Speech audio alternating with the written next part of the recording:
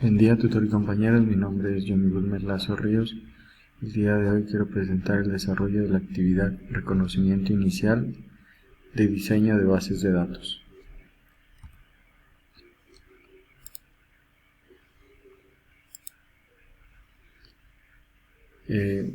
Como presenta aquí la guía, mi presentación personal, mi nombre es Johnny Lazo, curso el quinto semestre de Ingeniería de Sistemas y pertenezco al CEAC de Pasto, Nariño. Nuestro tutor, el señor Julio César Rodríguez Casas, pertenezco al grupo 32, mi Skype es Lazo Johnny y mi celular 317-861-3397. La evolución histórica de las bases de datos. He realizado una tabla cronológica de los antecedentes de las bases de datos por década, características de los archivos y dispositivos de almacenamiento. En la década de los 50 se utilizaba una característica de archivos secuencial y se utilizaban los dispositivos de tarjetas perforadoras en esa época. En la década de los 60, característica de modo secuencial simple, y se utilizaba un dispositivo de almacenamiento que era la cinta magnética.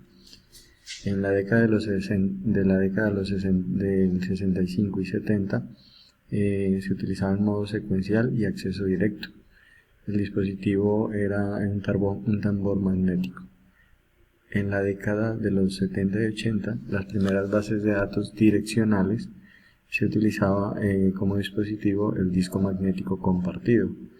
En la década de los 80 y 90, el auge de las bases de datos y se utilizaba el dispositivo de disco magnético compartido.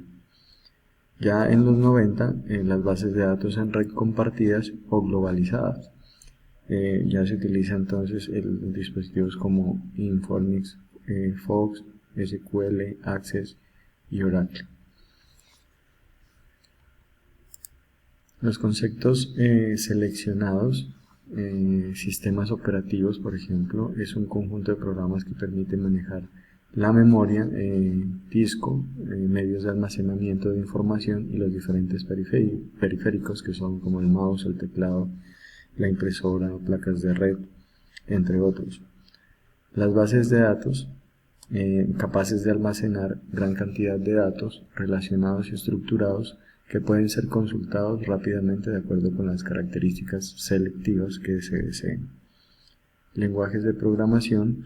El lenguaje de programación de computadora es lo que utilizamos los programadores para comunicarse y para desarrollar programas de software, aplicaciones, páginas web, scripts, entre otros. Es el conjunto de instrucciones para que la computadora, en este caso, pueda entender el idioma o las funciones que se requieren. La gestión de datos es la columna vertebral que conecta todos los segmentos del ciclo vital de la información. Las tendencias. Gracias a las bases de datos, los administradores de un sistema logramos establecer configuraciones a través de la interfaz del usuario. Hoy en día se pueden encontrar las bases de datos en toda la navegación de Internet. La mayor parte se utilizan las bases de datos. Podemos encontrar en sistemas centralizados, sistemas distribuidos y arquitecturas de cliente-servidor. Un ejemplo claro de la utilización de bases de datos serían en los ámbitos de la informática, por ejemplo en los bancos. También los podemos encontrar en los correos electrónicos, en los videojuegos, en donde se guardan toda clase de información del cliente. Ahí se guardan los nombres, cédula, todos los datos de cada usuario, los cuales se pueden utilizar para poder reconocer el avance y tener claro en la clase de los bancos, por ejemplo, qué cuenta corresponde a cada cliente. Algunas de las conclusiones que podemos realizar con esta presentación de las bases de datos Nuestra capacidad para almacenar datos ha crecido bastante en los últimos años, es algo exponencial, por lo que las bases de datos se han convertido en una herramienta fundamental e indispensable para todas las organizaciones.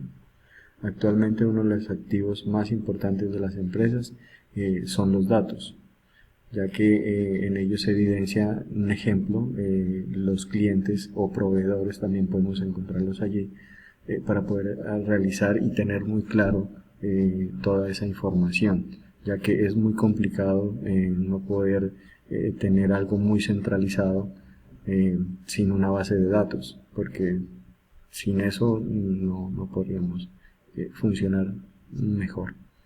Bueno, esta es mi presentación. Muchas gracias por su atención.